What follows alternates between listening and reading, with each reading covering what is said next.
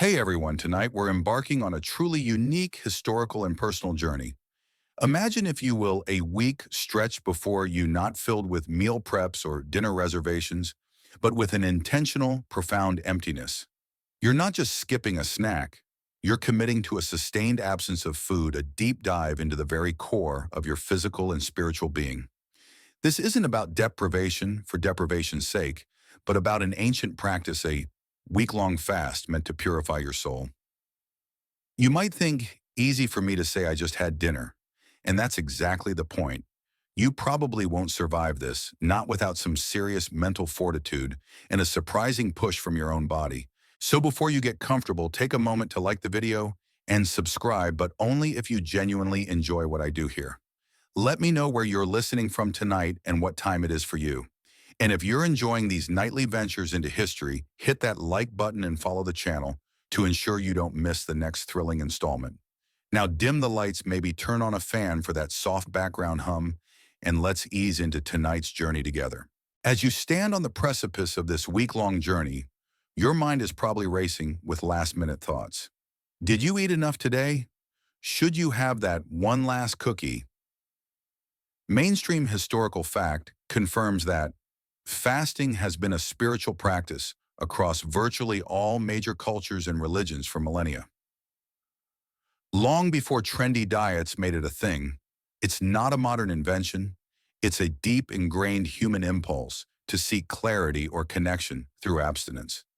You're tapping into a very old tradition. You might feel a mix of apprehension and excitement, a frisson of challenge. You've heard about people doing this, maybe even scoffed a little, but now it's you. The preparation leading up to this moment is crucial. You might have tried to fatten up a bit ironically, or perhaps you've simply tried to clear your schedule. The quirky tidbit here is how many historical accounts emphasize the mental preparation above the physical. Monks, ascetics, and spiritual seekers often engaged in extensive prayer or meditation in the days before, a fast preparing their minds for the coming challenge, understanding that the greatest battle would be internal. You might find yourself oddly calm or perhaps buzzing with nervous energy as the clock ticks towards your last meal. Historians still argue whether this pre-fast mental conditioning genuinely eases the physical symptoms or merely provides a psychological framework for endurance. For you right now, it's about setting an intention, a quiet resolve that will be tested. As you finish your last morsel, you consciously acknowledge it. You feel the texture, the flavor, the warmth in your stomach. It's a moment of profound presence, knowing that for the next 7 days, the sensation will be absent. There's a slight apprehension, a tremor of doubt. Can you really do this? Your body, accustomed to regular fuel, might already be sending faint signals of protest, even though it's barely begun. But you push past it, reminding yourself of the higher purpose. This isn't just about not eating, it's about what happens when you stop. It's about listening to a different kind of hunger, one that whispers from within. As the last echo of your final meal fades, you step into the quiet threshold of your fast. The initial resolve from day zero, a mix of apprehension and purpose, now gives way to the very real, very physical sensation of night zero, first tremors. The world outside is settling into darkness, but inside you a subtle shift has begun. You might try to distract yourself reading, listening to music, maybe just lying still and breathing. But soon enough, a familiar, unwelcome guest arrives: hunger. Mainstream physiological understanding confirms that the first wave of hunger is often more psychological than purely physical. Your body, a creature of habit, is simply noticing the absence of its usual fuel delivery. You're accustomed to dinner at a certain time, perhaps a late-night snack. Your stomach might grumble, a faint, almost polite protest at first. You might feel a slight emptiness, a nascent craving for something warm, something familiar. It's a gentle nudge, "Hey, where's the usual?" from your internal clock. You might even find yourself absent-mindedly reaching for a phantom snack, only to pull your hand back with a wry smile. The quirky tidbit here is how acutely your mind becomes aware of food, even when you're not actively thinking about it. Every advertisement on TV, every scent drifting from a neighbor's kitchen suddenly registers with surprising intensity. You might find yourself scrolling through pictures of food online, an odd form of self-torture, or perhaps a strange way to acknowledge the very thing you're denying yourself. Historians still argue whether this initial craving is purely a conditioned response to eating patterns or a primal evolutionary signal. You, however, are just trying to ignore the rumble. As the hours tick by, the tremors might grow a little stronger. Not agonizing pain yet, but a persistent dull ache. You might notice a slight irritability creeping in a short fuse you usually don't have. Someone cracks a joke, and you find yourself less amused, more annoyed by their seemingly carefree existence. This is your blood sugar beginning its gentle descent. Your brain, used to a steady supply of glucose, is starting to wonder what's up. It's like a petulant child demanding attention. You might pace a bit, try to get comfortable, but the underlying sensation is always there. You might try to drink water, lots of it, to quell the sensation. It helps a little, filling the void temporarily. But the underlying signal from your body persists. The silence of the night outside is amplifying the internal chatter, the whispers of cravings, the murmurs of habit. You close your eyes, trying to focus on the spiritual aspect of your fast, the purification of your soul. But for now, the soul feels distinctly intertwined with a very physical stomach. It's a humbling start, a reminder that the spiritual path often begins with a very earthly struggle. You drift off, perhaps, to dreams of feasts yet to come, or simply to a restless sleep punctuated by the echoes of an empty belly. You wake to the quiet dawn of Nahina. Day 1. The ritual begins. The initial hunger pangs from last night might have subsided, slightly dulled by sleep, but there's still there, a constant hum beneath the surface. This is the first full day, the true test of your commitment. The novelty of the experience is still present, perhaps even a bit exciting, like embarking on a strange adventure. You get up perhaps a little slower than usual, and your body immediately notices the absence of its morning rituals. No coffee brewing, no breakfast sizzling. Mainstream physiological understanding confirms that your body is now fully aware that no new food is coming. It started to process your stored glycogen, carbohydrates, for energy. This phase is relatively quick, lasting perhaps 24-36 hours. You might feel a slight headache, a common symptom of initial caffeine withdrawal if you're a regular coffee drinker, or simply your body adjusting to the lack of glucose. You might also notice a slight mental fogginess, like wading through shallow water. It's your brain trying to figure out why its usual fuel isn't arriving on schedule. Here's a quirky tidbit. Many historical accounts of fasting, especially among hermits or spiritual aspirants, describe this first full day as a period of heightened restlessness or agitation. Imagine a medieval ascetic pacing his cell, not just from hunger, but from a profound internal disquiet. It's as if the body, deprived of its usual comforts, expresses its protest through nervous energy. Historians still argue whether this restlessness is purely physiological or a manifestation of the psychological struggle against ingrained habits. For you, it might feel like a low-grade hum of anxious energy, urging you to do something, anything to break the monotony. You might find yourself checking the time repeatedly, wondering how many hours are left until the end. You might try to distract yourself. Perhaps you engage in light activities, tidying up, reading, but even these simple tasks might feel like they require more effort than usual. You're more sensitive to temperature, perhaps feeling a slight chill even in a warm room. Your mouth might feel a bit dry, your breath not entirely fresh. These are all subtle signals from your body, small protests in a quiet rebellion. Yet there's also a strange sense of clarity that can emerge, almost like white noise clearing. You might notice details in your surroundings you usually overlook, or find your thoughts drifting to unexpected places.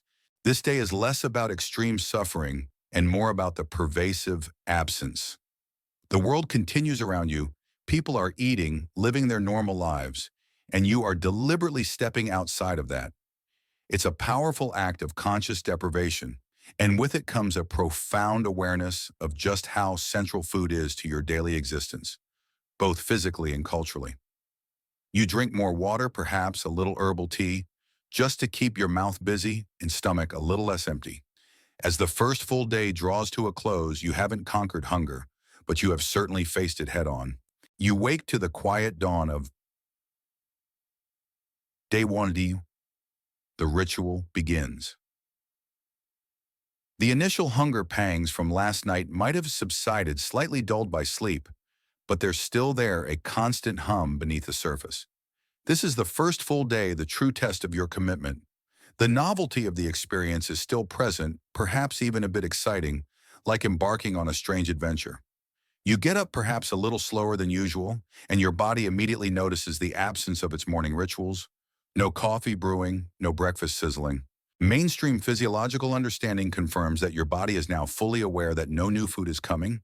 It's started to process your stored glycogen carbohydrates for energy. This phase is relatively quick, lasting perhaps 24-36 hours. You might feel a slight headache, a common symptom of initial caffeine withdrawal if you're a regular coffee drinker, or simply your body adjusting to the lack of glucose. You might also notice a slight mental fogginess, like wading through shallow water. It's your brain trying to figure out why its usual fuel isn't arriving on schedule. Here's a quirky tidbit. Many historical accounts of fasting, especially among hermits or spiritual aspirants, describe this first full day as a period of heightened restlessness or agitation. Imagine a medieval ascetic pacing his cell, not just from hunger, but from a profound internal disquiet. It's as if the body deprived of its usual comforts expresses its protest through nervous energy. Historians still argue whether this restlessness is purely physiological or a manifestation of the psychological struggle against ingrained habits. For you, it might feel like a low-grade hum of anxious energy urging you to do something, anything, to break the monotony. You might find yourself checking the time repeatedly, wondering how many hours are left until the end. You might try to distract yourself. Perhaps you engage in light activities, tidying up, reading. But even these simple tasks might feel like they require more effort than usual. You're more sensitive to temperature, perhaps feeling a slight chill, even in a warm room. Your mouth might feel a bit dry, your breath not entirely fresh. These are all subtle signals from your body, small protests in a quiet rebellion. Yet there's also a strange sense of clarity that can emerge, almost like white noise clearing. You might notice details in your surroundings you usually overlook, or find your thoughts drifting to unexpected places. This day is less about extreme suffering and more about the pervasive absence. The world continues around you. People are eating, living their normal lives, and you are deliberately stepping outside of that. It's a powerful act of conscious deprivation, and with it comes a profound awareness of just how central food is to your daily existence, both physically and culturally. You drink more water, perhaps a little herbal tea, just to keep your mouth busy and stomach a little less empty. As the first full day draws to a close, you haven't conquered hunger, but you have certainly faced it head on. As day one gives way to night one, hunger's lullaby. You might notice a surprising shift.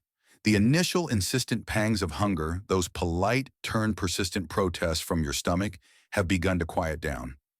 It's not that you're no longer aware of the absence of food, but the sharp edges of craving have softened into a duller, more manageable hum. Your body, realizing that its demands for immediate fuel aren't being met, is beginning to adapt. Mainstream physiological understanding explains this phenomenon. Your body has likely depleted most of its readily available glycogen stores by now. This is the stored form of glucose in your liver and muscles. Once those reserves are low, your body doesn't just throw up its hands. It's incredibly resourceful. It starts shifting gears, moving away from burning carbohydrates as its primary fuel and beginning to tap into your fat reserves. This metabolic shift is often accompanied by a decrease in the hormone ghrelin, often called the hunger hormone, which explains why the acute pangs can subside. You're entering a different phase of the fast one, where your body is literally feeding on itself in a controlled, intelligent way. Here's a quirky tidbit you might find interesting. Many historical accounts from individuals undergoing prolonged fasts, particularly spiritual ones, describe this phase as the beginning of a feeling of lightness or serenity. Medieval mystics spoke of a quieting of the flesh that allowed the spirit to become more prominent. You might not feel fully serene yet, but that initial agitation and restlessness from day one has likely mellowed. It's as if your body, having made its protest, has now settled into a new, albeit temporary, operational mode. Historians still argue whether this perceived serenity is a true spiritual awakening or simply the physiological effect of hormonal changes and the body entering a more energy-efficient state. For you, it's a welcome reprieve, a moment of less internal noise. You might still feel a faint emptiness in your stomach, but it's less demanding. Perhaps a slight headache lingers, or a mild general fatigue, but it's more background noise than a blaring alarm. You might even find a strange mental clarity beginning to emerge in the quiet. Without the constant demands of digestion or the mental energy spent on meal planning and cravings, your mind might feel a bit more spacious. You could find yourself focusing more easily or simply observing your thoughts without the usual clutter. As night deepens, you might find it easier to relax. The gnawing feeling has transformed into a more predictable rhythm. You hydrate consistently, sipping water or perhaps a clear, unsweetened herbal tea. This helps to maintain fluid balance and can sometimes trick your stomach into feeling a little fuller. As you lie down, you reflect on the quiet strength you've found. This isn't easy, not by any stretch of the imagination, but you've navigated the first full day and night. You're in unknown territory, but your body surprisingly seems to know the way. You drift off perhaps with a sense of quiet accomplishment. As the sun rises on our day second, brain fog and clarity, you might feel a peculiar mix of sensations. The sharp hunger from day zero and the dull hum of night one have given way to something else entirely. For many, this day marks the peak of mental fogginess, a sort of slow-motion thinking where words might feel just out of reach or tasks seem to take an eternity. Your brain, typically a high-octane glucose guzzler, is definitely still trying to figure things out. Mainstream physiological understanding attributes this brain fog to the final stages of your body exhausting its readily available glycogen stores. It's like your internal fuel tank is running on fumes before switching to the reserve. You might find yourself forgetting why you walked into a room or struggling to recall a common word. Your reflexes might be a tad slower, your overall disposition a little more subdued. It's a temporary intellectual slowdown, a consequence of your body's metabolic transition. You might joke to yourself that you're operating on dial-up internet speed while the rest of the world is on fiber optics. Here's a quirky tidbit. Many historical accounts from fasters, particularly those engaging in contemplative retreats, describe this period as a purging of mental clutter. While it feels like fog, some perceive it as the mind shedding superficial distractions, making way for deeper thought. You might find your usual anxieties or petty worries surprisingly muted. It's as if the sheer focus on survival or simply the lack of energy for extraneous thoughts pares down your mental landscape. Historians still argue whether this perceived clarity is a genuine spiritual experience or simply a psychological byproduct of altered brain chemistry due to low glucose in the beginnings of ketosis. You, however, might experience a strange, almost detached calm, observing your own thoughts as if from a distance. But just as the fog seems to settle, a surprising clarity can emerge. As your body transitions more fully into fat burning, your brain begins to utilize ketones for fuel. For some, this brings an unexpected mental sharpness, a kind of sustained quiet focus that can be quite profound. It's not a burst of manic energy, but a steady clear-headedness. You might notice colors seem more vibrant, sounds a little crisper. The world takes on a slightly sharper edge, as if a filter has been removed. You continue to sip water maybe a little more consciously now. Every sip feels purposeful. Your body might feel lighter, almost ethereal. The connection to your physical self feels different, less about cravings and more about quiet observation. You might spend more time in introspection, reading spiritual texts, or simply meditating. The demands of your physical self are still present, but they are quieter, allowing a new kind of space to open up. As day two concludes, you're not just enduring, you're adapting your body an incredible machine, and your mind navigating a new kind of awareness. As day two's surprising clarity gives way to night two, dream feasts. Your journey into the fasted state takes a turn into the subconscious. With your body diligently burning fat for fuel, your waking mind might feel sharper, but your sleeping mind, oh, it's a different story. You might find your dreams becoming incredibly vivid often, centering around the very thing you're denying yourself, elaborate, unattainable meals. Mainstream sleep science acknowledges that diet can significantly impact dream content and intensity. When your body is in a state of energy deficit and your brain is navigating new metabolic pathways, your subconscious mind often processes these profound physiological changes through the language of dreams. You might dream of mountains of pancakes, rivers of chocolate, or the most perfectly cooked steak you've ever seen. The smells in these dreams can be incredibly real, almost agonizingly so, only to vanish upon waking. It's your brain's way of trying to satisfy a primal need, a virtual reality buffet for a very real hunger. Here's a quirky tidbit from historical accounts. Many mystics and ascetics across various traditions have reported these intense food dreams during prolonged fasts. They often interpreted them not just as hunger, but as tests of willpower, or even as symbolic representations of worldly temptations. Imagine a medieval monk dreaming of a roasted boar when his waking diet is gruel and water, a true test of his spiritual resolve. Historians still argue whether these dreams are purely a physiological response to caloric restriction, or whether the heightened spiritual focus of fasting genuinely influences dream content. For you, they're a bizarre, sometimes frustrating, nightly spectacle. You might wake up from these dream feasts feeling strangely disoriented, the sensory memory of a delicious meal lingering only to be confronted by the reality of your empty stomach. It's a cruel trick of the mind, a temporary escape that only highlights your waking deprivation.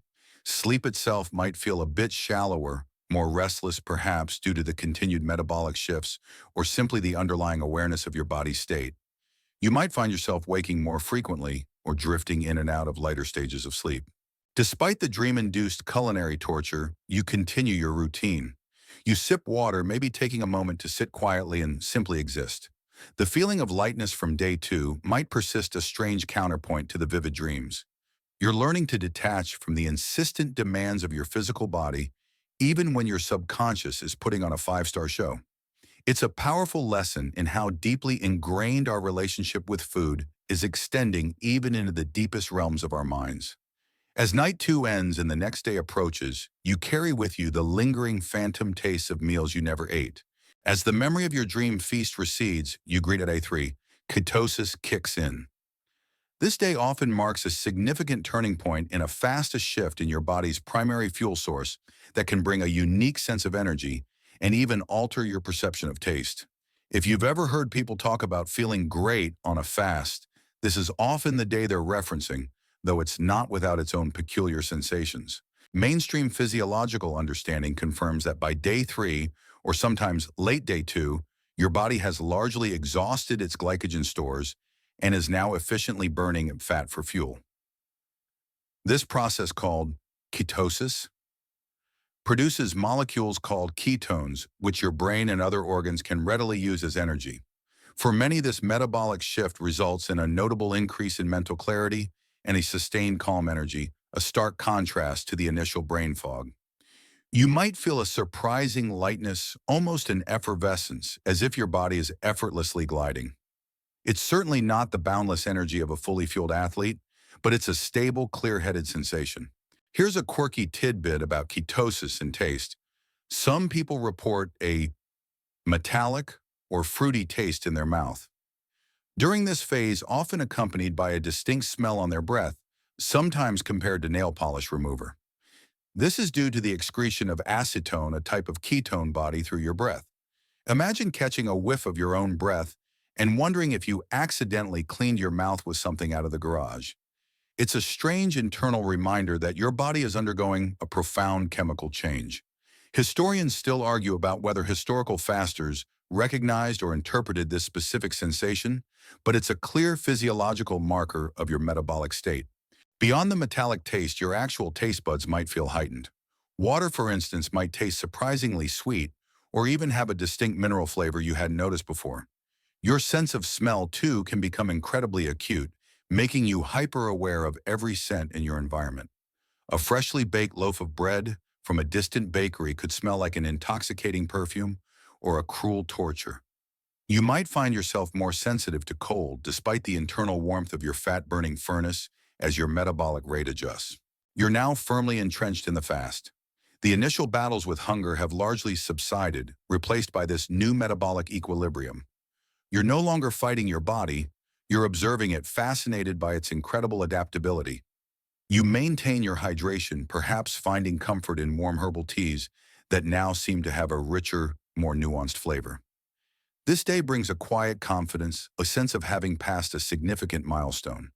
The purification of the soul feels a little more tangible as your body becomes a leaner, more efficient machine. As day three's surprising ketosis energy settles, you drift into night three, sensory acuity. With your body efficiently burning fat and your mind potentially clearer, your senses paradoxically seem to sharpen to an almost unnerving degree. The world around you, usually filtered by the white noise of daily life and constant consumption, now presents itself in vivid, sometimes overwhelming detail. Mainstream neurological understanding suggests that when the brain is operating on ketones and without the constant distraction of digestion, resources might be reallocated, leading to heightened sensory perception for some individuals. It's as if your brain is on high alert even when you're trying to wind down. You might hear the distant hum of your refrigerator with startling clarity, or the faint creak of floorboards in another room. Imagine trying to sleep when every tiny sound seems amplified, as if your ears have suddenly become super-sensitive microphones. Here's a quirky tidbit. Historical accounts of prolonged fasts often speak of fasters experiencing a profound connection to their environment, almost a one hyper-awareness of nature's subtle cues. Medieval ascetics might claim to hear the quiet rustle of a mouse in the wall as clearly as a bell, or smell a distant blooming flower with startling intensity. This is especially true for non-food smells. That faint scent of laundry detergent from 2 rooms away, it's suddenly a potent aroma. Your neighbor cooking dinner, even if it's something relatively bland, becomes an olfactory assault, sending waves of tantalizing or torturous aromas through the air. Historians still argue whether this heightened sensory experience is purely neurological, or if the spiritual focus of the fast allows for a deeper, more mindful engagement with the world. For you, it's a strange, almost overwhelming immersion in your surroundings.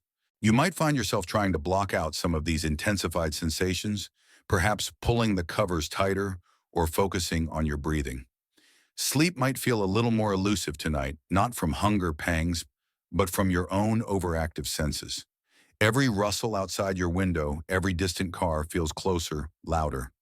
It's as if your body, no longer distracted by the complexities of digestion, has decided to become an ultra-sensitive antenna.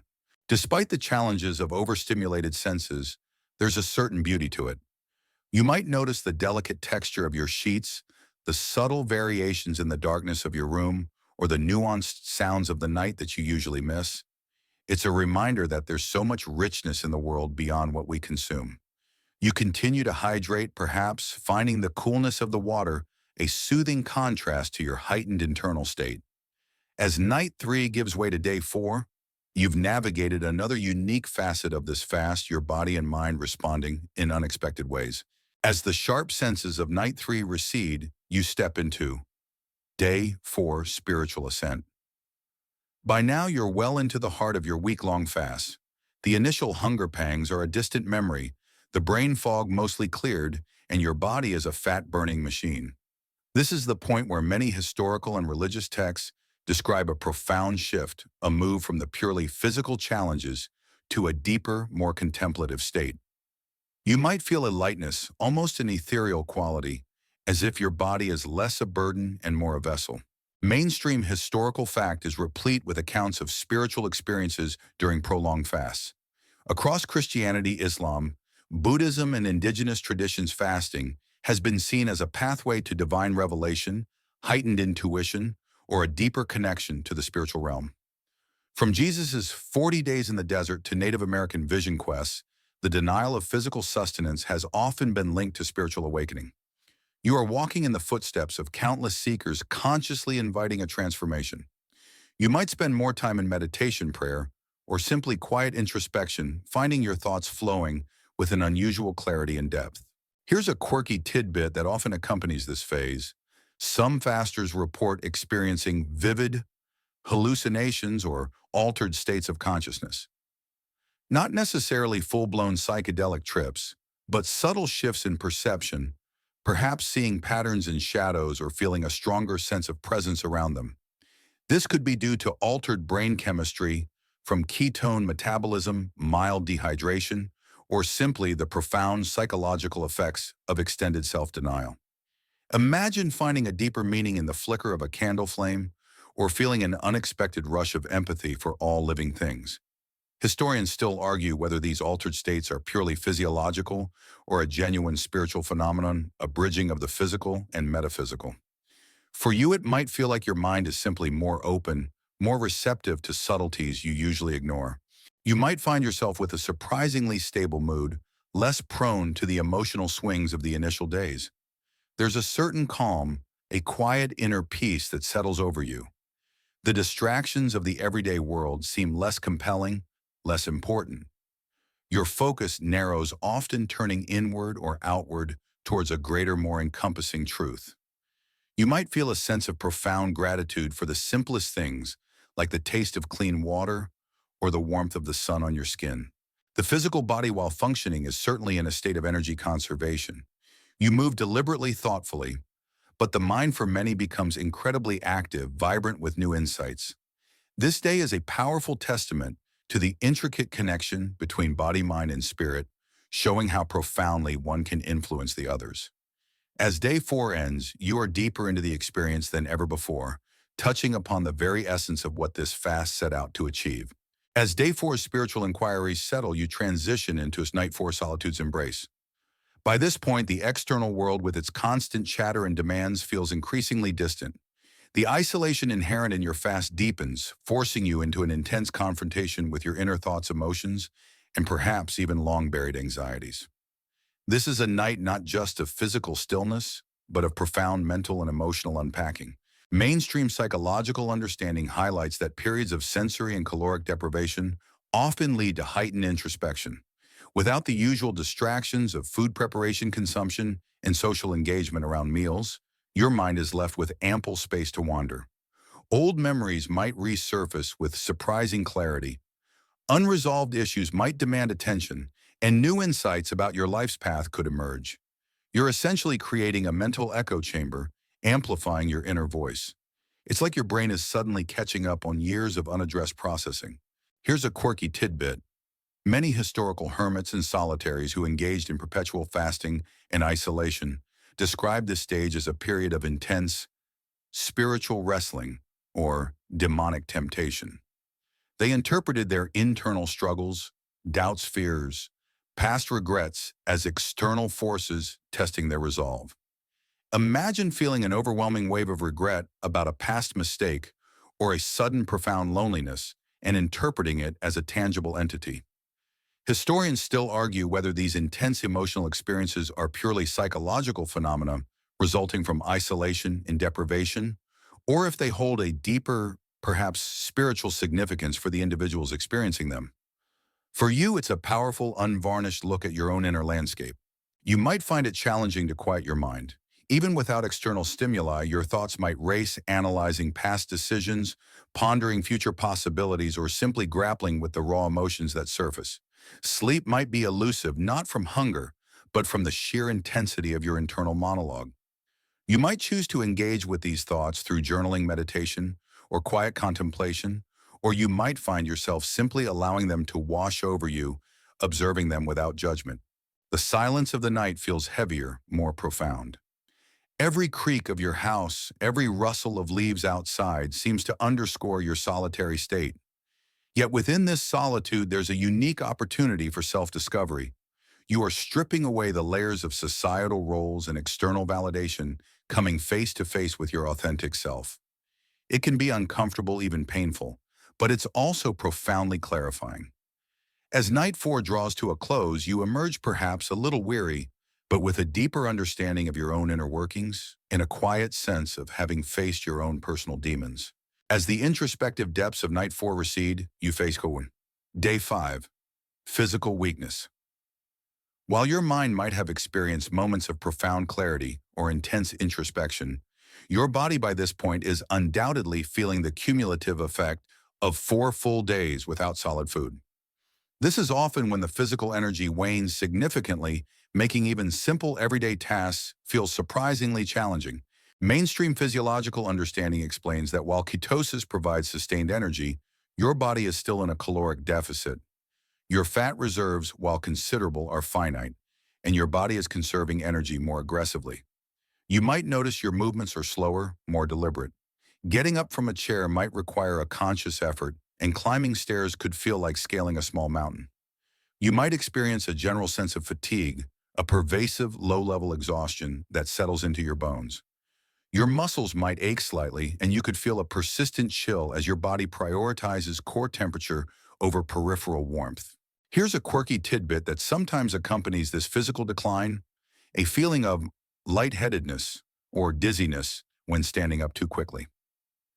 This is a common physiological response to blood pressure changes during prolonged fasting as your body adjusts its fluid dynamics. Imagine standing up in the room doing a gentle spin, a reminder that your internal systems are operating differently. Historical accounts of fasters often describe periods of extreme weakness, where they could barely stand or speak, sometimes misinterpreted as a deeper spiritual emptying rather than physiological strain. Historians still argue about the precise balance between physical depletion and psychological fortitude in the endurance of such profound weakness. For you, it's a constant, gentle pull towards stillness, a desire to conserve every last ounce of energy. You find that even conversations require more effort, your voice perhaps a little softer, your words chosen with more care. The world seems to move at a slightly faster pace than you do. You'll likely spend a lot of time resting, listening to your body, and simply existing in the quietude you've created. This isn't a day for vigorous exercise or demanding mental tasks. It's a day for slowing down, for acknowledging the profound work your body is doing to sustain itself. Despite the weakness, the spiritual or mental focus you gained on previous days might persist, creating a strange dichotomy between your powerful mind and your depleted body. It's a humbling experience, a stark reminder of the fundamental needs of your physical form. You continue your meticulous hydration, perhaps finding comfort in warm, clear liquids that offer a fleeting sense of internal warmth. As day 5 draws to a close, you are deep in the trenches of your fast, leaning heavily on your inner reserves and resolute will. As the physical weakness of day 5 deepens, you enter. Night 5, sleep shallow. Pool. Sleep, which usually offers a profound escape and rejuvenation, can become less restful during prolonged fasts. You might find yourself drifting in and out or waking more frequently, your rest punctuated by lingering physical sensations or the echoes of vivid dreams. Mainstream sleep science suggests that metabolic changes during fasting can affect sleep architecture, leading to lighter, more fragmented sleep for some individuals. While the deep hunger pangs might be gone, your body's altered state, the constant burning of fat, the shift in hormones, can keep you in a state of low-level arousal. You might feel perpetually on the edge of sleep rather than fully submerging into its depths. Imagine your mind constantly running a quiet background program, monitoring your body's unusual state, preventing a truly deep slumber. Here's a quirky tidbit. Historical accounts of prolonged fasts often mention a phenomenon of hypnagogic hallucinations, or vivid dreamlike states just as you're falling asleep or waking up. These aren't full dreams, but fleeting images, sounds, or sensations that can feel incredibly real. Perhaps you'll see intricate patterns on the ceiling or hear faint disembodied voices, only for them to vanish the moment you become fully conscious. This can be unsettling, adding to the fragmented nature of your sleep. Historians still argue whether these experiences are purely neurological, a brain on the verge of sleep processing its unusual fuel source, or if the spiritual intensity of the fast contributes to their vividness. For you, they're simply another peculiar symptom of this profound journey. You might find yourself shifting positions frequently, trying to find a comfortable spot that doesn't trigger an ache or a sensation of chill. The stillness of the night can amplify any internal discomfort. You might also notice a subtle but pervasive internal heat, a sensation of your body working hard even at rest. This can make it difficult to fully relax into sleep. Despite the fragmented rest, you are still getting some sleep, and your body is continuing its work. You rise from bed feeling less refreshed than usual, but with a quiet determination. You're over halfway through this immense challenge, and every hour of rest, however shallow, is a victory. The spiritual purpose of your fast remains the guiding light, helping you push through the physical and mental peculiarities of this deeply altered state. As night 5 gives way to the final stages of your fast, you carry the quiet weariness of insufficient rest, but also the steadfast resolve of a pilgrim nearing their destination. As the fragmented sleep of night 5 yields to the dawn you face, Day 6, the mental game. By this point, the physical sensations of hunger have largely transformed and your body is effectively in ketosis. However, the true test now often shifts to the psychological realm. You find yourself battling not just a physiological need, but a deep-seated mental urge recognizing the mind's clever tricks when deprived. This is where your willpower truly shines or falters.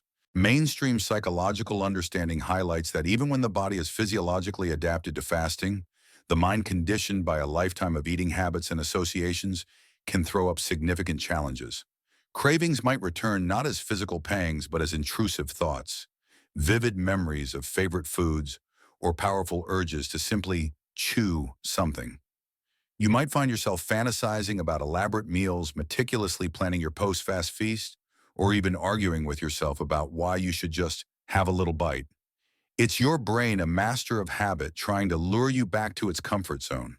Here's a quirky tidbit from historical accounts many spiritual traditions advise: strict mental discipline. During prolonged fasts, often warning against the devil's temptations that manifest as enticing food visions or urges. Monks would engage in repetitive chants or intense meditation to quell these thoughts. Imagine a constant internal monologue, a tiny devil on one shoulder, whispering about pizza, and an equally tiny angel on the other, reminding you of your soul's purification. Historians still argue whether these temptations are purely a psychological response to deprivation or a genuinely felt spiritual battle against indulgence. For you, it's a relentless mental tug-of-war, a testament to the power of learned behavior.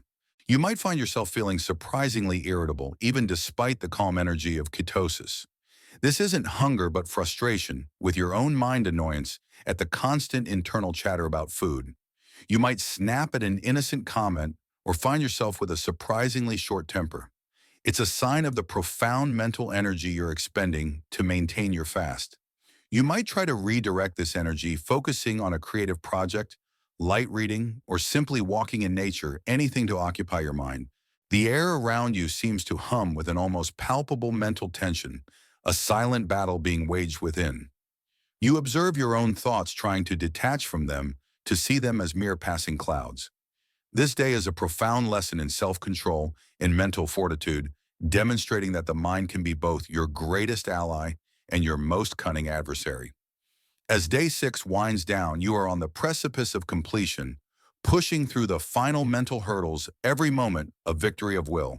As the mental battles of day 6 slowly subside, you enter night 6. Anticipation builds. You are now on the threshold of completing your week-long spiritual fast. The previous days have brought their own unique challenges: the initial hunger, the brain fog, the physical weakness, and the mental game. But tonight, a new powerful sensation takes over: the profound sense of anticipation for the fast conclusion. It's a unique blend of excitement, trepidation, and a deep longing for the return to normalcy. Mainstream psychological understanding notes that anticipation, particularly for a desired outcome after a period of deprivation, can be incredibly potent. Your brain, sensing the impending end, starts to release neurotransmitters associated with reward and pleasure. You might find yourself constantly checking the clock, counting down the hours, or meticulously planning your first post-fast meal in vivid detail. This isn't just hunger, it's a deep-seated psychological craving for completion and reward. Imagine your taste buds tingling just at the thought of food, even though nothing is in front of you. Here's a quirky tidbit often observed in long-term fasters: the phantom smells, or hyper-realistic olfactory hallucinations of food.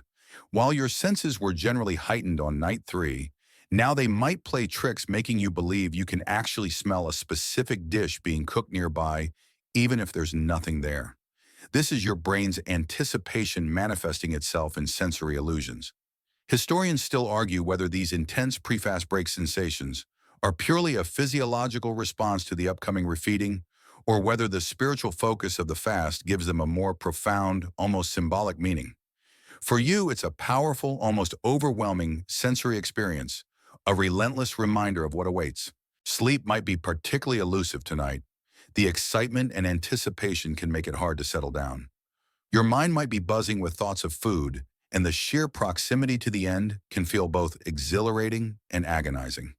You might find yourself constantly adjusting your position, unable to fully relax. Yet there's also a deep sense of accomplishment beginning to settle over you, a quiet pride in having come this far. You might engage in light reflective activities, perhaps writing down your thoughts, or simply sitting in quiet contemplation, allowing the powerful emotions of anticipation to wash over you. You're preparing yourself both physically and mentally for the delicate process of refeeding. The journey has been long filled with unexpected turns, but the destination is now clearly in sight. As Night 6 transitions into the final day, you are poised on the brink of completing a truly profound act of self-mastery and spiritual purification. As the restless anticipation of Night 6 gives way to the first light you awaken to, Day 7, the final stretch. This is it, the culmination of your week-long spiritual fast. You are pushing through the last precious hours every minute, feeling both incredibly long and incredibly significant. The overarching mood is one of profound determination and almost singular focus on crossing the finish line. Mainstream physiological understanding confirms that by day 7, your body has fully adapted to using fat and ketones for fuel. The initial discomforts are long gone, replaced by a steady, albeit low energy level. However, the psychological component is now paramount. Your willpower is being tested to its absolute limit, not by agonizing hunger, but by the sheer proximity of the end and the powerful urge to simply be done. You might feel a surge of nervous energy, an almost giddy exhaustion that keeps you going. Here's a quirky tidbit from the annals of long fasts, the phenomenon of summit fever, where individuals on the verge of completing an extreme challenge experience a heightened, almost irrational desire to finish, sometimes overriding sensible precautions. Imagine feeling an almost manic burst of energy despite your underlying physical depletion driving you forward. This is your brain anticipating the reward, giving you one last push. Historians still argue whether this final surge is a purely psychological drive or if there's a subtle physiological component related to stress hormones. But for you, it's the wind at your back, pushing you towards the finish line. You'll spend these final hours in quiet reflection, perhaps reviewing the journey you've undertaken. You might meditate, focusing on the spiritual insights gained, or simply sit in serene contemplation, allowing the feeling of accomplishment to wash over you. Every minute feels momentous. The sensations of your body are still present, the lingering lightness, the slightly altered taste in your mouth, but they are now familiar companions on this final leg. The air around you seems to hum with a quiet energy, a silent countdown.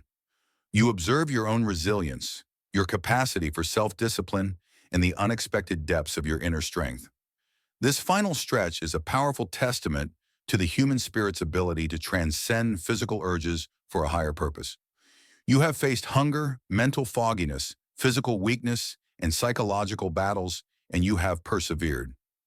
As the clock ticks down, a profound sense of peace and accomplishment settles upon you, a quiet understanding of the purification you sought. You are ready. The final moments of day 7 dissolve into a profound sense of accomplishment. You've done it. Now comes the moment of truth, the culmination of your week-long journey.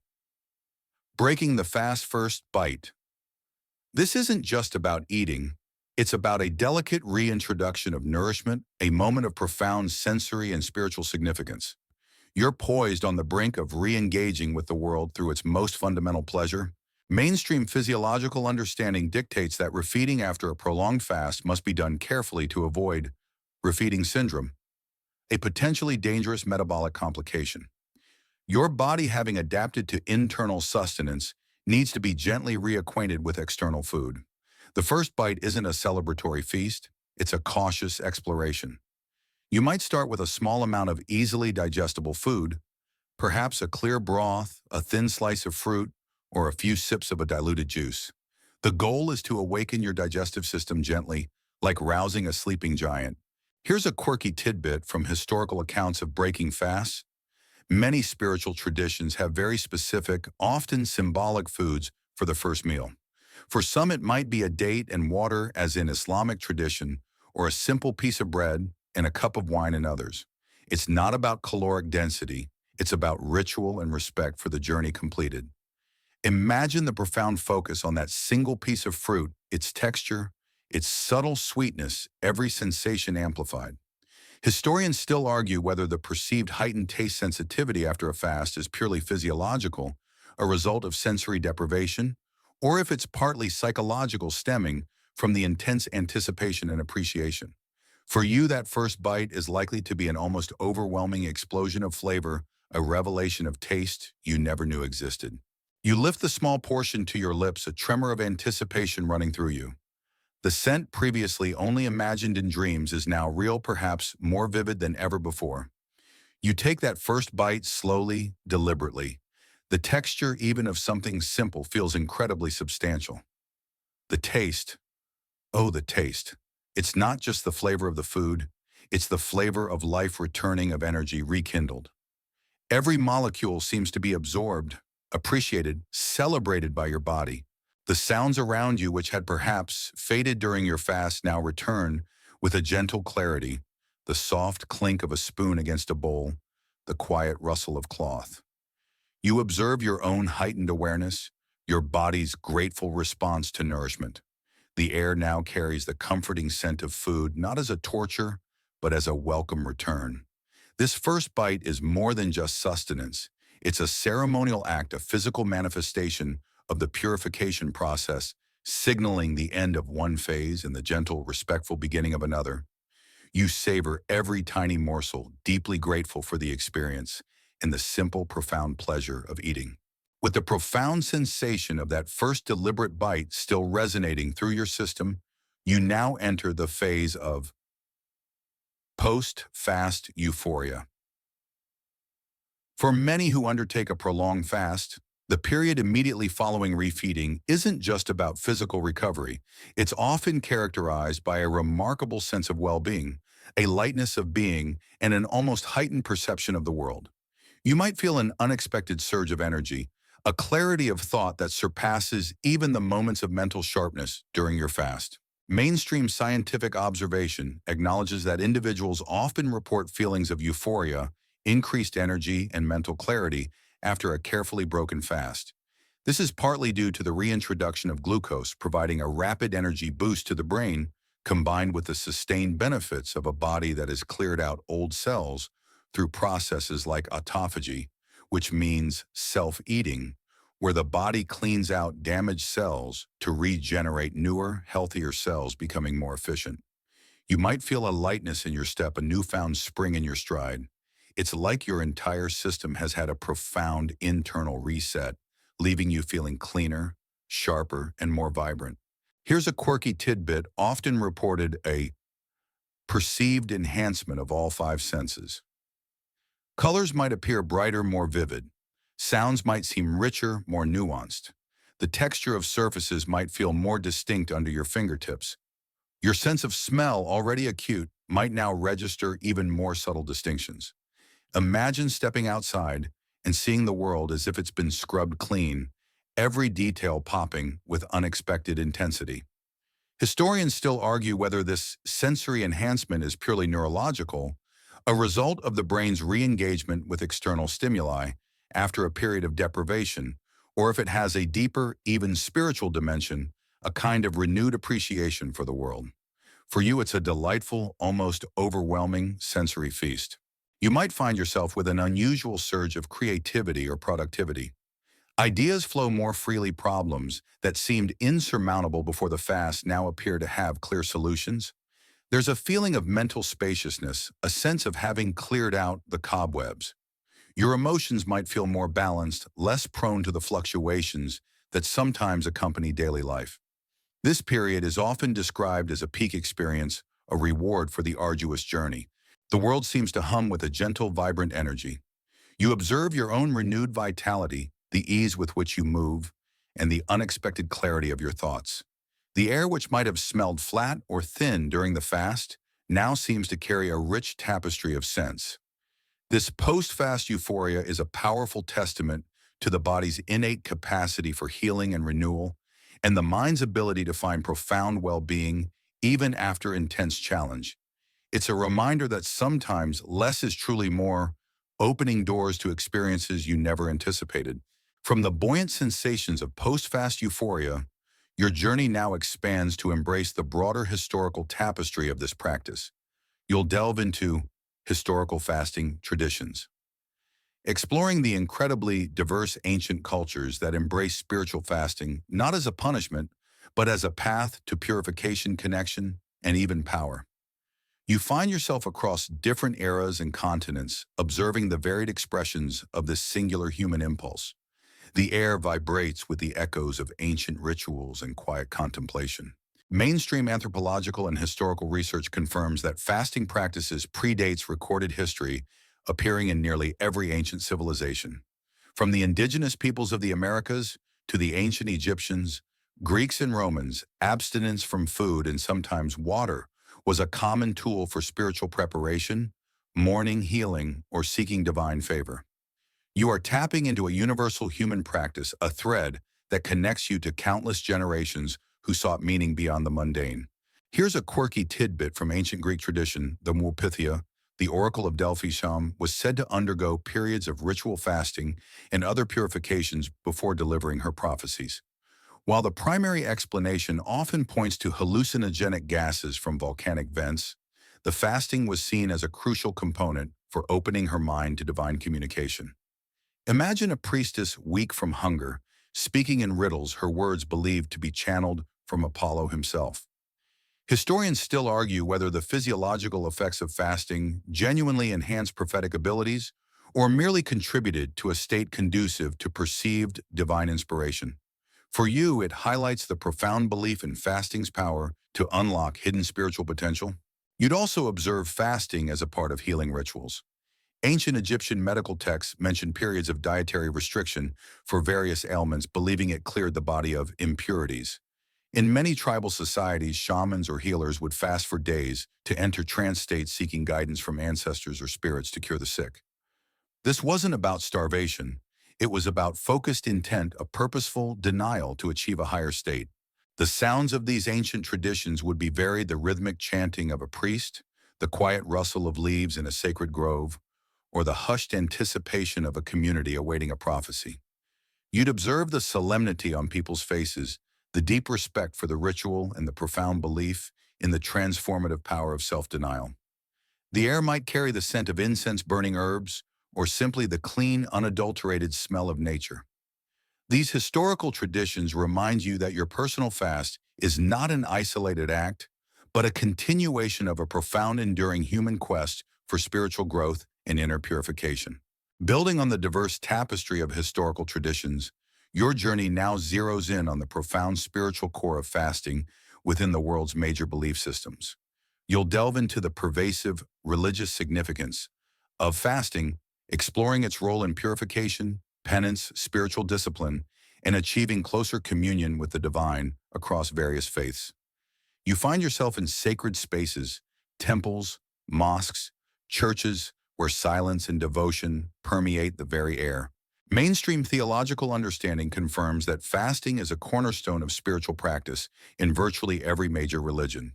In Islam, Ramadan involves a month of dawn to dusk fasting. In Christianity, Lent often includes periods of abstinence. Judaism observes Yom Kippur, a full day of fasting and atonement. Buddhism features various fasting practices for monks and laypeople seeking detachment. Fasting isn't just about going without food. It's a physical act with deep spiritual meaning, designed to cultivate discipline, empathy for the less fortunate, and a focus on inner rather than outer needs. You are connecting to billions of souls, past and present, who have walked this path of self-denial for a higher purpose. Here's a quirky tidbit from certain ascetic traditions: the belief that fasting could literally lighten the soul, allowing it to ascend closer to the divine. Some early Christian hermits would fast to such extremes that their bodies became incredibly emaciated, seeing this physical thinning as a spiritual purification, a shedding of worldly weight. Imagine someone believing that every pang of hunger brought them a step closer to heaven. Historians still argue whether this literal interpretation of lightning was a widespread belief or a more metaphorical understanding of spiritual purification. For you, it highlights the intense devotion and literal interpretation, Some put on the physical effects of fasting. You'd observe the quiet reverence of individuals engaged in their fasts, a Muslim breaking their fast at sunset during Ramadan, feeling profound gratitude for the simplest meal, a Christian abstaining from certain foods during Lent, reflecting on sacrifice, a Jewish person in solemn prayer on Yom Kippur seeking atonement. Each act is imbued with deep personal and communal meaning. It's a powerful reminder that spiritual growth often demands a willingness to step outside of comfort, to consciously embrace hardship for a greater good. The sounds in these sacred spaces would be muted: the soft rustle of prayer beads, the quiet murmur of devotion, or the profound silence of introspection. You'd observe the solemnity on people's faces, the deep lines of contemplation, and the shared sense of spiritual purpose. The air might carry the faint scent of old wood candle wax, or the clean, unadorned aroma of a space dedicated to devotion. This immersion in the religious significance of fasting deeply underscores that your own week-long fast is not merely a physical challenge, but an ancient and revered pathway to purify your soul. From the profound religious significance, your journey now expands to explore a fascinating facet of fasting, its historical link to intellectual and prophetic pursuit. You'll examine how fasting for insight has been practiced by numerous historical figures who sought wisdom, revelation, or creative breakthrough through periods of deliberate abstinence. You find yourself in the quiet chambers of philosophers, the wilderness retreats of prophets, and the intense studies of groundbreaking thinkers, where the pursuit of knowledge transcended physical needs. Mainstream historical anecdotes and biographies confirm that figures from various fields have reportedly used fasting to sharpen their minds or gain deeper understanding. Pythagoras, the ancient Greek mathematician and philosopher, famously required his students to fast before he would teach them, believing it cleared the mind for intellectual rigor. Many spiritual leaders, from Moses to Buddha, embarked on prolonged fasts that preceded profound revelations or the formulation of foundational doctrines. You are observing a powerful, albeit challenging technique for unlocking mental and spiritual potential. Here's a quirky tidbit about this pursuit of insight. Some historical accounts suggest that fasters, particularly those in isolated settings, reported auditory hallucinations or prophetic voices during their deprivation. These were often interpreted as divine messages or profound insights, not simply as a physiological response. Imagine a desert ascetic hearing a voice whispering profound truths, or an artist suddenly seeing a complex vision for a masterpiece. Historians still argue whether these experiences are purely neurological, a brain under unique stress creating vivid sensory input, or if the intense spiritual focus of the fast genuinely opens one to higher forms of perception. For you, it highlights the powerful, sometimes unsettling impact of fasting on the mind. You'd observe these historical figures not as starving individuals, but as deeply focused seekers. Socrates, for instance, reportedly fasted regularly to enhance his physical and mental endurance, believing it made him more attuned to wisdom.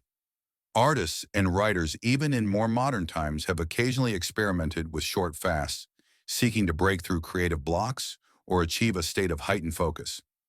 The idea wasn't necessarily about starvation, but about removing the constant demands of digestion and the mental clutter associated with food, allowing the mind to work unimpeded to perhaps tap into deeper reservoirs of thought or creativity. The sounds in these contemplative spaces would be minimal: the scratch of a quill on parchment, the gentle turning of pages, or the profound silence of deep concentration. You'd observe the intensity in their eyes, the quiet determination, and the unwavering pursuit of knowledge or divine truth.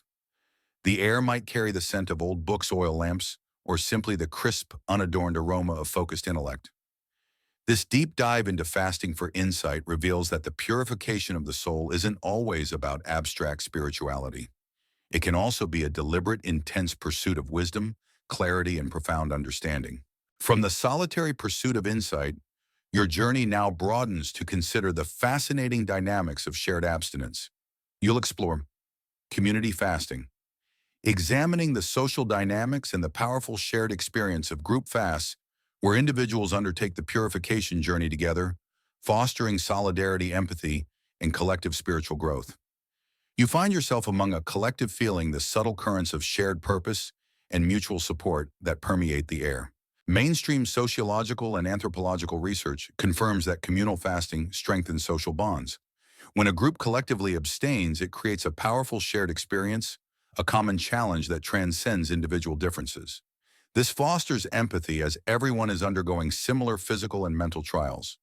It can also reinforce group identity and commitment to shared beliefs. You are no longer alone in your fast. You are part of a larger living tapestry of shared resolve. Here's a quirky tidbit from certain historical communal fasts: the emergence of a heightened sense of unima, collective consciousness, or group mind. Participants often reported feeling profoundly connected to one another, understanding each other's unspoken struggles, and experiencing a powerful sense of unity that transcended normal social interactions. Imagine feeling an almost telepathic understanding with your fellow fasters, sharing in their moments of weakness and strength without uttering a word. Historians still argue whether this perceived collective consciousness is purely a psychological byproduct of shared hardship and focused intent, or if there's a more profound, almost spiritual merging of individual experiences. For you, it might feel like a quiet hum of shared purpose, a sense of not being alone. You'd observe the subtle interactions within such a group, a quiet nod of encouragement, a shared glance of understanding, or the communal silence during moments of prayer or meditation. There's a mutual recognition of the challenge and unstated respect for each other's commitment. This collective experience can alleviate some of the individual burdens, as the struggle is distributed and validated by the presence of others.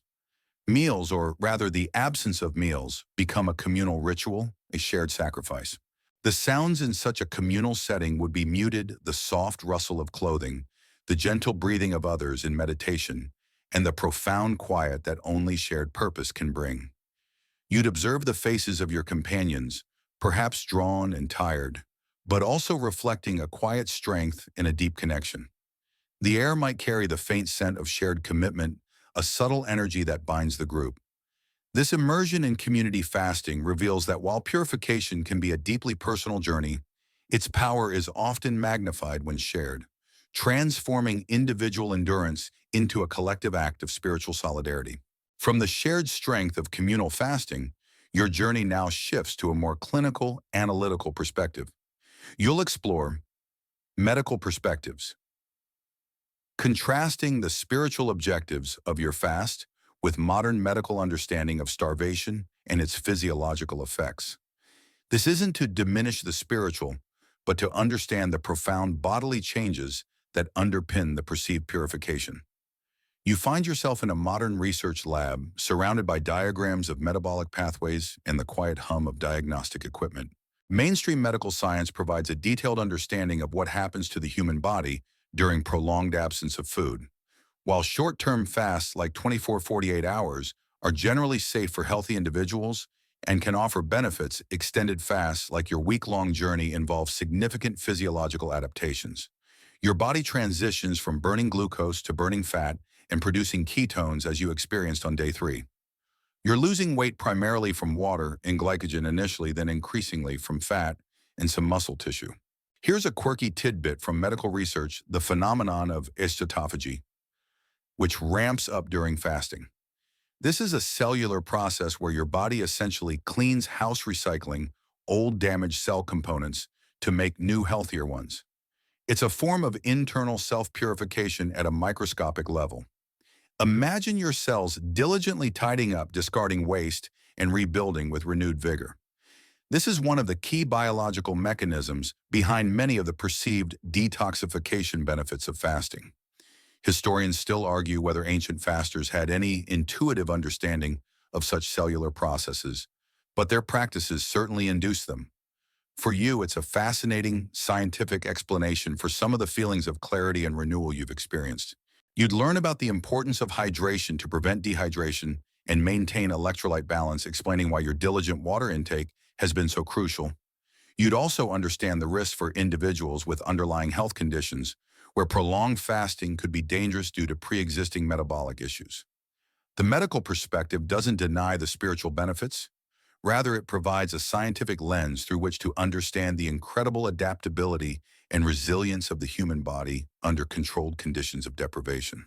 The sounds in this medical setting would be the quiet whir of machines, the soft click of keyboards, and the calm, measured tones of scientific discourse. You'd observe the complex charts and graphs, the precise measurements of bodily functions, and the meticulous attention to data. The air would be clean, sterile, and perhaps faintly metallic. This medical perspective offers a grounding contrast to the more ethereal aspects of your fast, reminding you that purification, whether of the soul or the body, involves profound and tangible transformations within your very being. From the clinical lens of medical science, your journey now shifts to a stark and often poignant application of sustained abstinence.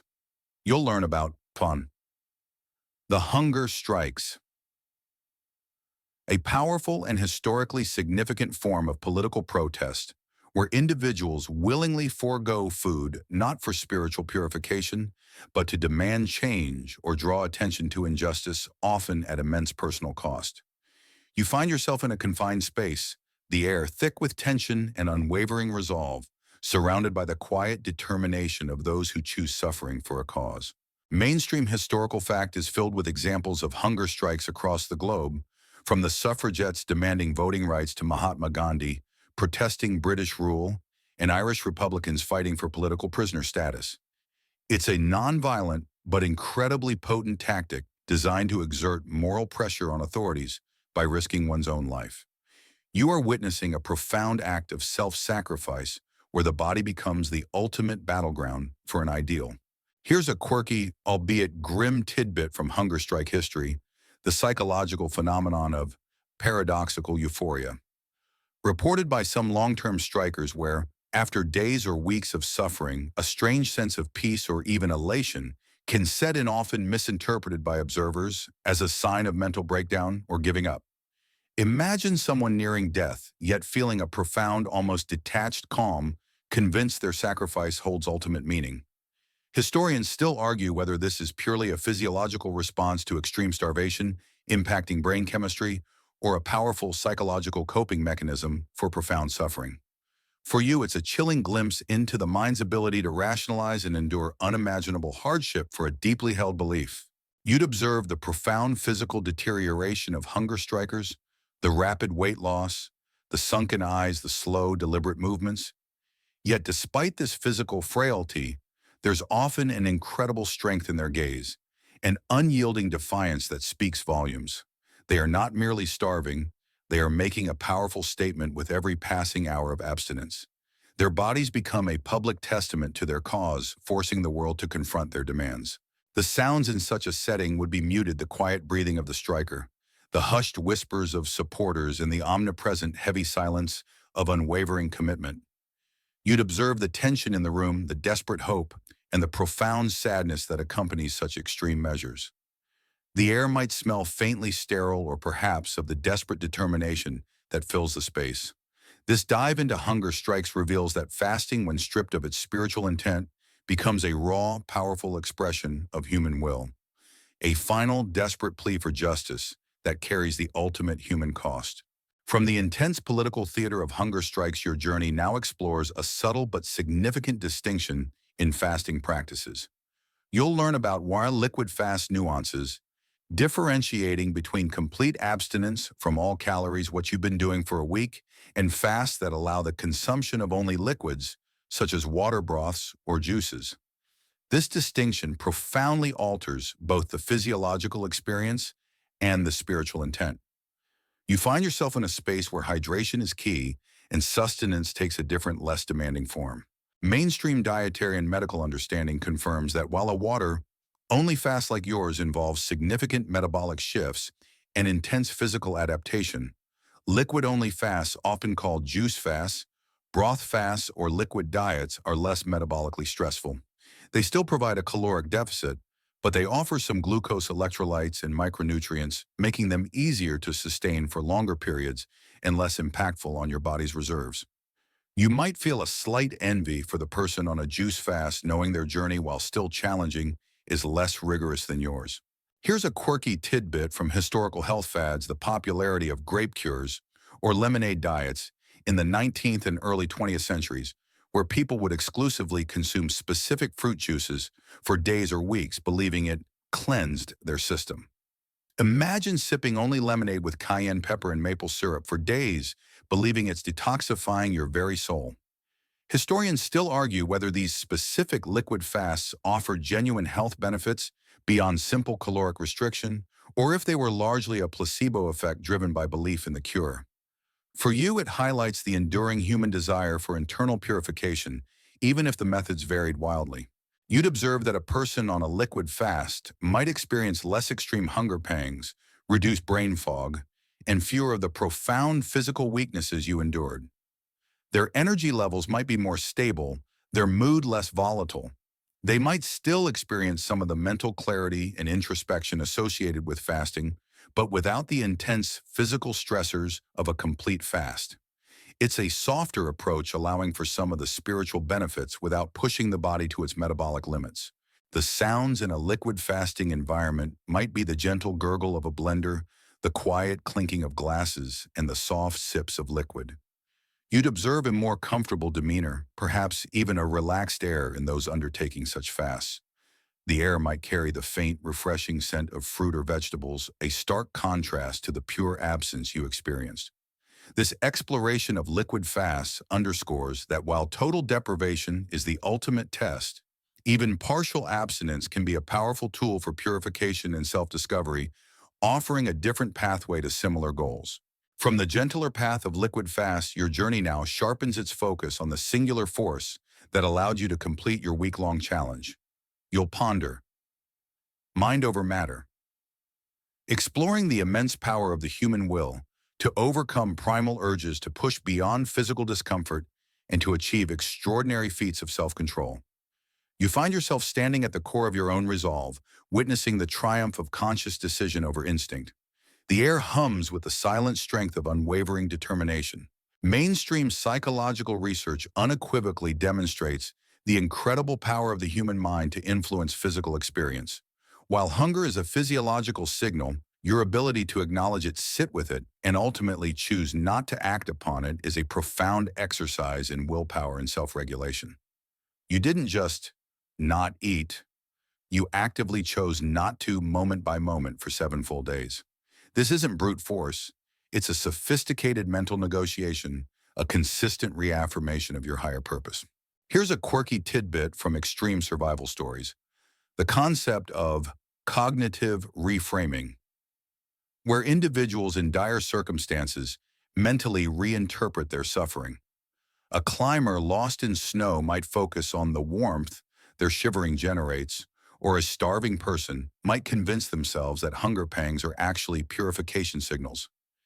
Imagine your own mind on day 2 subtly shifting its interpretation of discomfort from pain to progress. Historians still argue whether this reframing is a conscious coping strategy or an unconscious psychological defense mechanism, but its effectiveness in enduring extreme hardship is evident. For you, it was the internal monologue that kept you going, the mental cheerleader overriding the complaining body.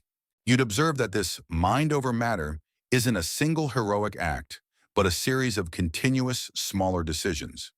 It's the conscious choice to drink water instead of seeking food, to engage in meditation, instead of dwelling on cravings, to remind yourself of your spiritual goal when your body screams for calories. This sustained effort builds mental resilience, forging a stronger connection between your conscious intent and your bodily responses. It demonstrates that true mastery often comes from mastering oneself.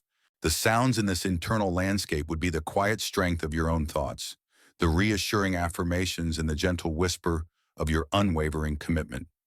You'd observe the profound stillness that can settle when the mind takes command and the body, however, reluctantly follows. The air would feel clear, sharp, imbued with the clarity of purpose. This deep dive into mind over matter reveals that the purification of the soul isn't just a passive process.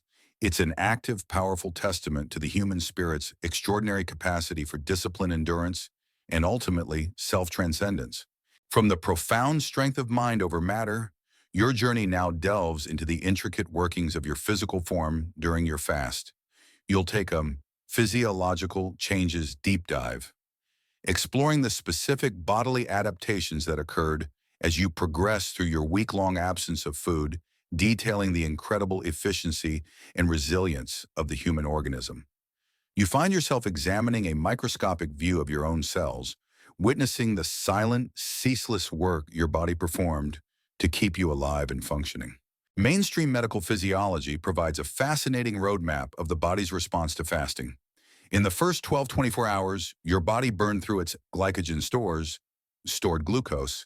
After that, the primary fuel source shifted to fatty acids and ketone bodies as you experienced. Your liver played a crucial role converting stored fat into these ketones for your brain and muscles. You shed significant water weight initially, and your metabolism subtly adjusted to conserve energy. This wasn't a shutdown, it was a highly sophisticated reprioritization. Here's a quirky tidbit about your body's ingenuity, the concept of protein sparing. Where your body, particularly after the initial few days of fasting, becomes incredibly efficient at using fat for fuel, thereby minimizing the breakdown of precious muscle protein for energy. It's like your body is saying, let's save the structural stuff and burn the reserves. Imagine your muscles being carefully protected while your fat cells are systematically tapped. Historians still argue whether ancient fasters had any intuitive understanding of these physiological mechanisms, but their successful endurance points to the body's innate protective strategies. For you, it's a testament to the incredible design of your own biology. You'd learn how your hormonal landscape changed. Insulin levels dropped, which allowed fat burning to accelerate. Insulin growth hormone levels often increased, helping to maintain muscle mass. Your gut, without its usual processing duties, got a temporary rest, potentially promoting gut health and reducing inflammation. Your immune system might have even received a boost as old cells were cleared out, through autophagy making way for new ones. Every system in your body was recalibrating, optimizing for efficiency under unusual conditions. The sounds in this physiological deep dive would be the gentle, silent hum of internal processes, the microscopic clicks of cellular activity, and the rhythmic flow of blood.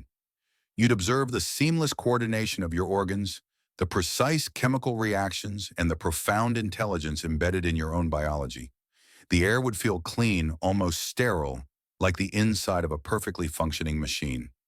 This journey into your body's adaptations reveals that the purification of your soul was not merely an abstract concept. It was inextricably linked to a profound and awe-inspiring process of renewal and resilience occurring within your very cells. Following the deep dive into your body's remarkable adaptations, your journey now touches upon a concept often associated with fasting, yet frequently debated. Detoxification debates. You'll address the popular idea of bodily purification, or cleansing, through fasting, contrasting it with scientific understanding and exploring the nuances of what truly happens within your system. You find yourself navigating a landscape where popular belief meets scientific scrutiny, the air filled with both conviction and skepticism. Mainstream medical science generally asserts that the human body is inherently equipped with its own highly efficient detoxification systems, primarily the liver and kidneys. These organs are constantly filtering waste products, whether you're eating or fasting.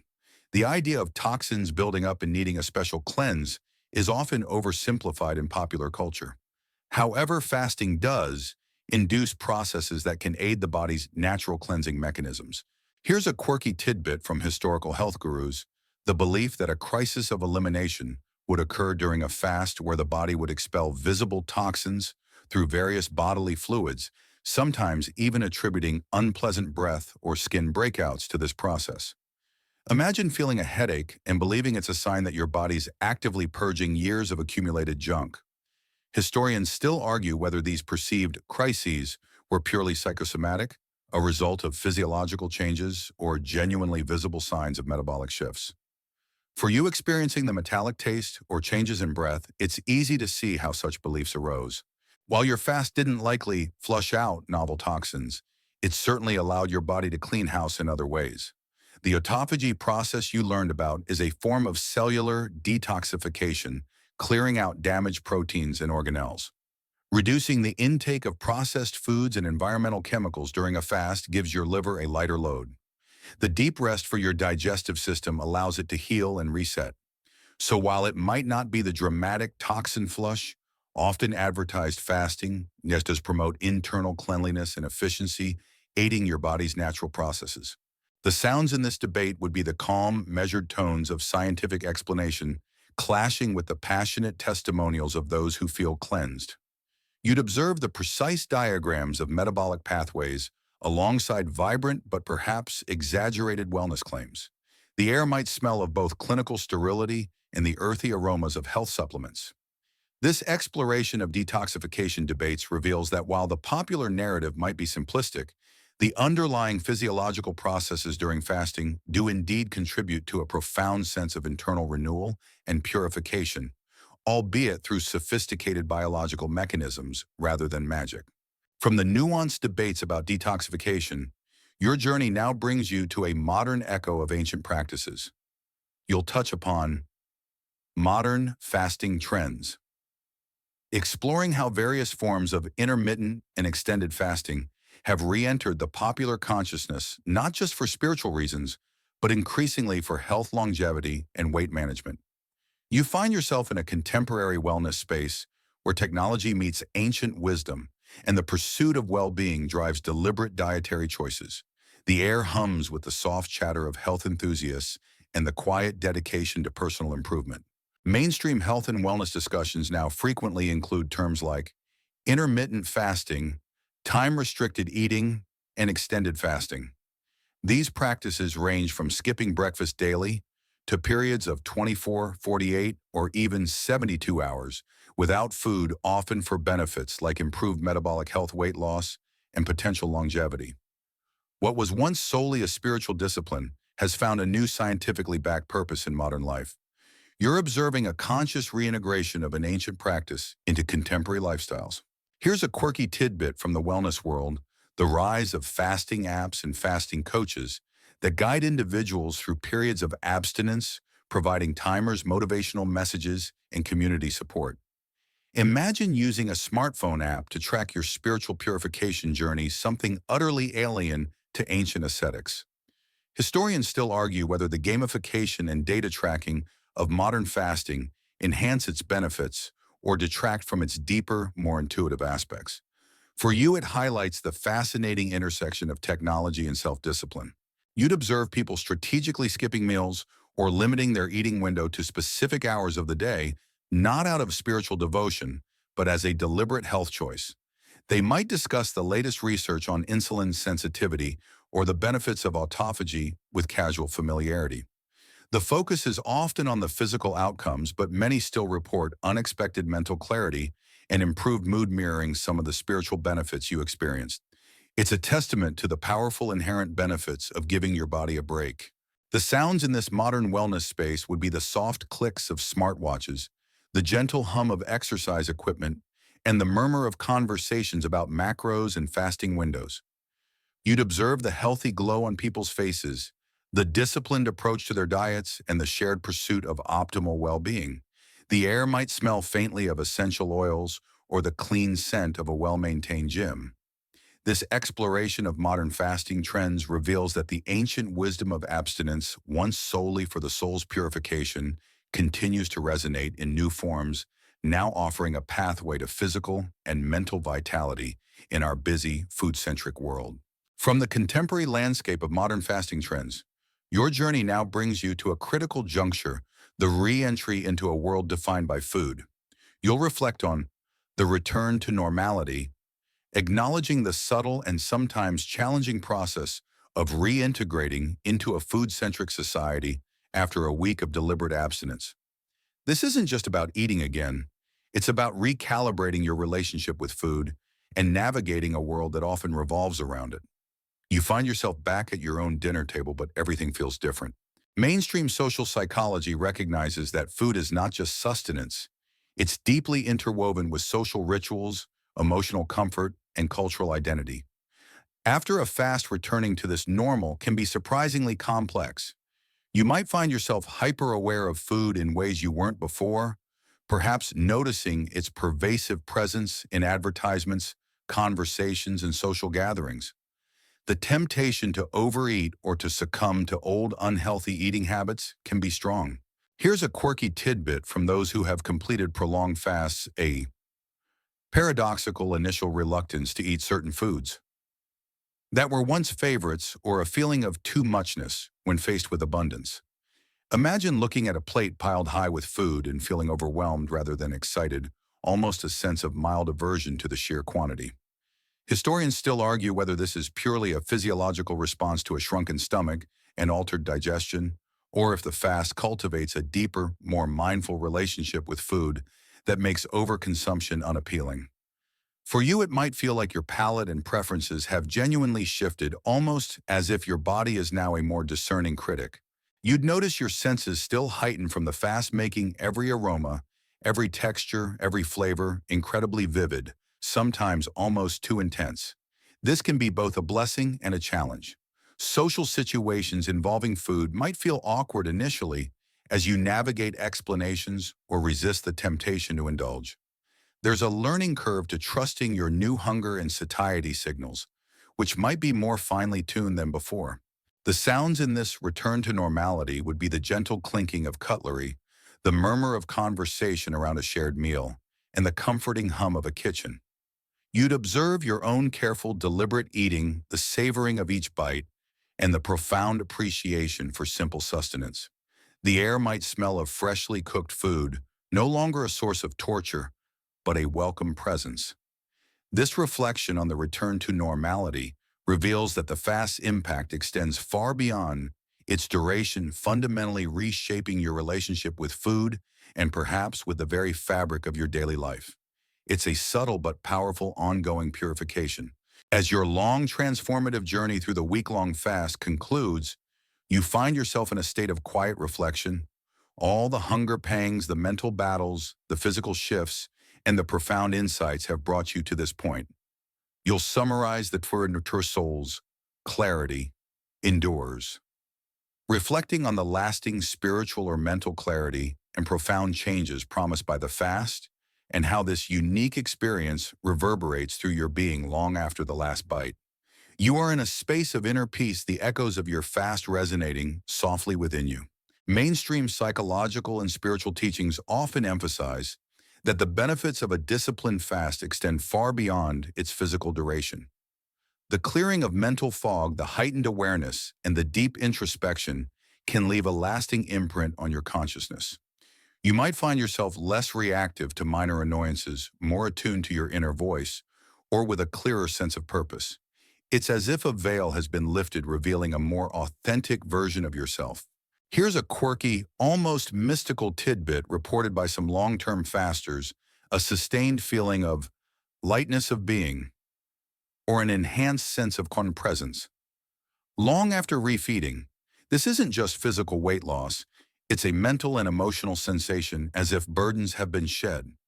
Imagine feeling less burdened by worries, more fully present in each moment, and experiencing a quiet joy in simple existence.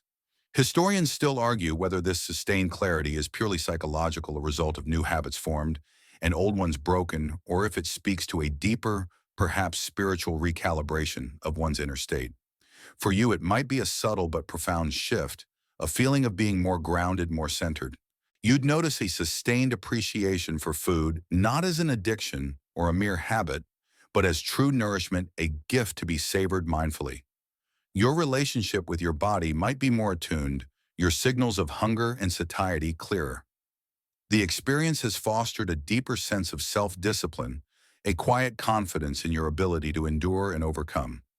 The purification of your soul, initially an abstract concept, has become a lived reality, a tangible sense of internal cleansing that permeates your thoughts, emotions, and daily choices.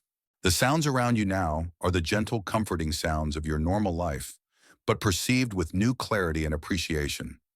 You observe the profound transformation within yourself, the quiet strength that has grown. The air feels crisp, clean, carrying the scent of renewed perspective. This final reflection on the soul's enduring clarity reveals that your week-long fast was not just a temporary challenge, but a catalyst for lasting personal growth, leaving you with a purified soul and a deeper understanding of your own incredible capacity for transformation. Sweet dreams.